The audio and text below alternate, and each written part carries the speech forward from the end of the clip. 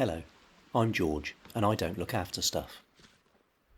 If something survives 2 years or more in my care, then it probably deserves a review. And that's the tenuous premise of these videos. Today, I'm talking about an absolute Army surplus classic, the British Army PLCE Bergen. PLCE stands for Personal Load Carrying Equipment, which is a fancy way of saying rucksack. Let's get straight to the point.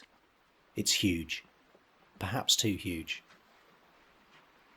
It has an enormous main pouch, big enough to contain, let's say, a Springer Spaniel, 2 surprisingly capacious side pouches which could house a sturdy pug each, a large top section, miniature dachshund, and another pocket on the front here, probably only big enough for a teacup chihuahua.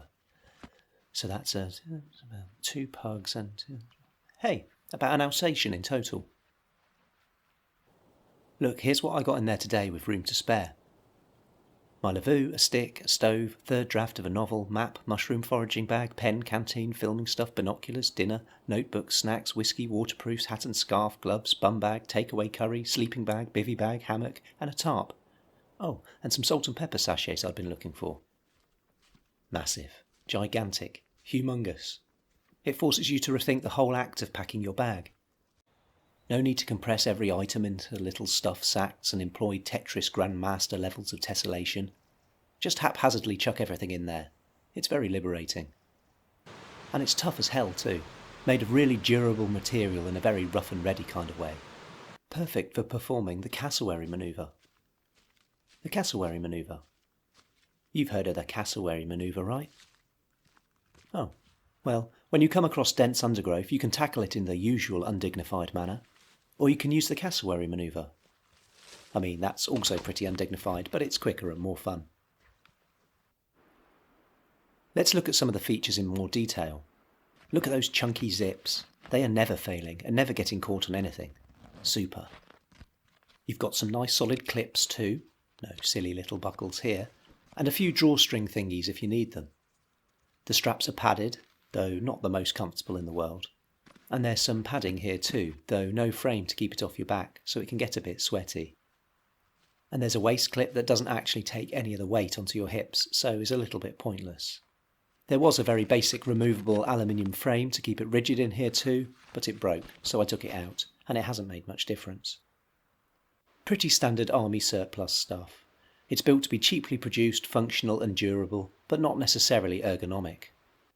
Because soldiers are tough, right? They don't need to be comfy. They wouldn't want to be comfy. Offer them comfort and they'd laugh. Talking army surplus, in the lid here you've got the date it was made. Mine was made at the start of the last good decade. And I've got some faded names here too. Cox, Veal and Milan. Your brave sacrifice shall not be forgotten. Only kidding, I'm sure they're fine.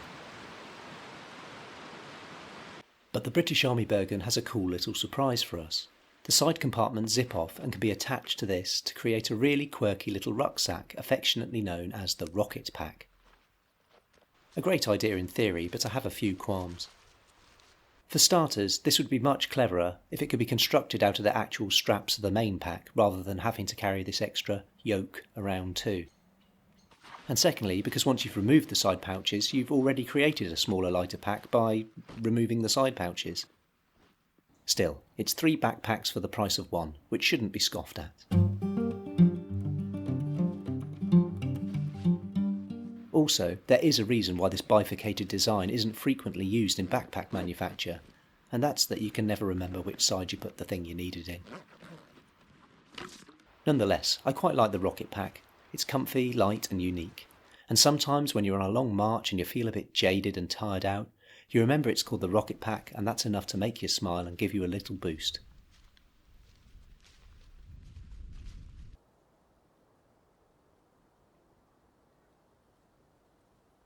Should I sum it up?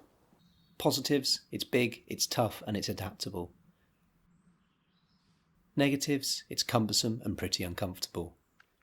In conclusion, it might not be pretty or fancy, but when the inevitable zombie apocalypse occurs, this is the bag I'll be taking with me.